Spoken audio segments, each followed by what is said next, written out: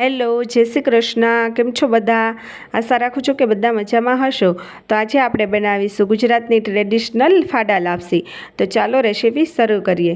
તો એના માટે મેં અહીંયા એક બાઉલમાં ઘઉંના ફાડા લીધા છે, જેને તમે દલિયા પણ કહી શકો, અને તે આપને જે પેકેટમાં 12 પેકેટમાં તમને આસાનીથી તૈયાર મળી જશે. અહીંયા મેં 1.5 કપ જેટલા ઘઉંના ફાડા લીધા છે, અને પછી તમારે જે રીતની ક્વોન્ટિટીમાં બનાવી શકો તેવી રીતના આપણે વધારે ઓછા કરી શકીએ. હવે આપણે એમાં પાણી નાખી અને સારી રીતના ધોઈ લઈશું. આ રીતના એકદમ સારી રીતના મસળી અને ધોઈ લઈશું. અને હવે આપણા જે ફાડા આપણે ધોઈને તૈયાર કરી લીધા છે, હવે આપણે એમાં કુકરમાં આપણે લાપસી બનાવી લઈશું. હવે આપણે કુકરમાં એક નાની વાટકી જેટલું ઘી લીધું છે, અને હવે ઘી ગરમ થાય એટલે અહીંયા મેં કાજુ બદામના ટુકડા અને કિસમિસ લીધી છે. હવે આપણે એને ઘીમાં નાખી અને સારી રીતના તળી લઈશું, જેથી આપણે જે લાપસીમાં આપણે પાછળથી નાખશું તો એકદમ સરસ આપણે લાપસી ખાશું તો એકદમ સરસ ક્રન્ચી લાગશે.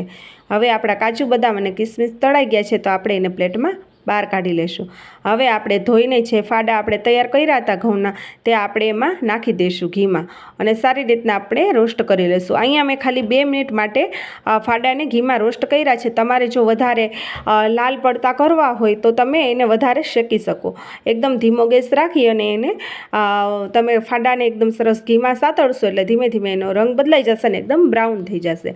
હવે મેં 1.5 કપ ફાડા સામે 1/2 કપ જેટલો ગોળ લીધો છે, અને તમારે જે રીતના મીઠું વધારે ખાતા હોય ગળ્યું, તો તમે ગોળ એડ કરી શકો.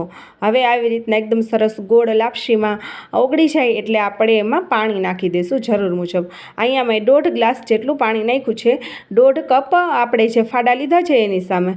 હવે એકદમ સરસ મિક્સ કરી અને આપણે કુકરે ઢાંકી અને 3 થી 4 સીટી થવા દઈશું, એટલે એકદમ સરસ આપણી લાપસી ચડી જશે. હવે અહીંયા તમે જોઈ શકો છો કે 5 થી 10 મિનિટ પછી આપણે જોઈએ કે કુકર ખોલીને તો આપણી લાપસી એકદમ સરસ તૈયાર થઈ ગઈ છે. હવે આપણે ચપટી એક ઇલાયચી પાવડર અને આપણે જે તૈયાર કરીને જે ડ્રાયફ્રૂટ નહીં ખાતા તળીને, એ આપણે એમાં નાખી દઈશું. હવે એકદમ સરસ હલાવી લઈશું. હવે આપણા ટ્રેડિશનલ કાંસાના વાસણમાં આપણે લાપસીને સર્વ કરી લઈશું. આ રીતના બધી લાપસી આપણે સર્વ કરી લઈશું. તો તૈયાર છે આપણી ગુજરાતની ટ્રેડિશનલ એવી ફાડા લાપસી, જે આપણે અવારનવાર નાના મોટા બધા જ પ્રસંગોમાં આપણે બનાવતા હોય છે, અને ખાવામાં એકદમ સુપર ટેસ્ટી લાગે છે. તો તમે પણ મારી આ રીતે એકવાર જરૂરથી ટ્રાય કરજો. જો તમને મારા રેસિપીના વિડીયો ગમતા હોય તો વિડીયોને એક લાઇક અને ચેનલને સબસ્ક્રાઈબ જરૂરથી કરજો.